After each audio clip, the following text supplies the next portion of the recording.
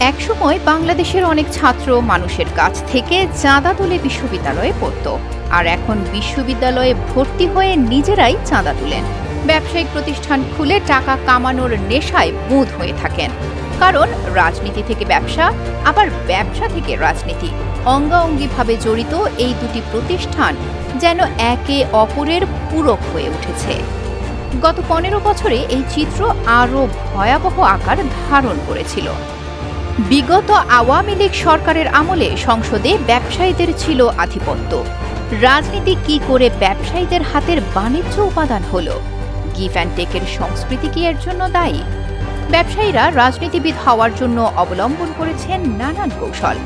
আওয়ামী লীগ সরকারের আমলে সংসদ সদস্যদের এক বিরাট অংশ ছিলেন প্রতিষ্ঠিত ব্যবসায়ী।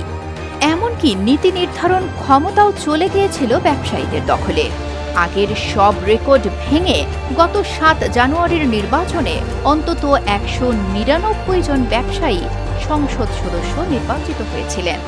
স্বাধীনতার পর সামান্য ব্যতিক্রম ছাড়া প্রতিটি সংসদে ব্যবসায়ীর সংখ্যা বেড়েছে। ব্যবসায়ীদের এই ক্রমবর্ধমান আধিপত্য রাজনীতিতে রাজনীতিবিদদেরই কি কোণঠাসা করে ফেলছে? ব্যবসায়ীরা রাজনীতিতে কেন বিনিয়োগ করছেন? নিজেদের সম্পদ আরও বাড়ানোর স্বার্থে? বিগত দিনের চিত্র দেখে তেমনটাই মনে হয়।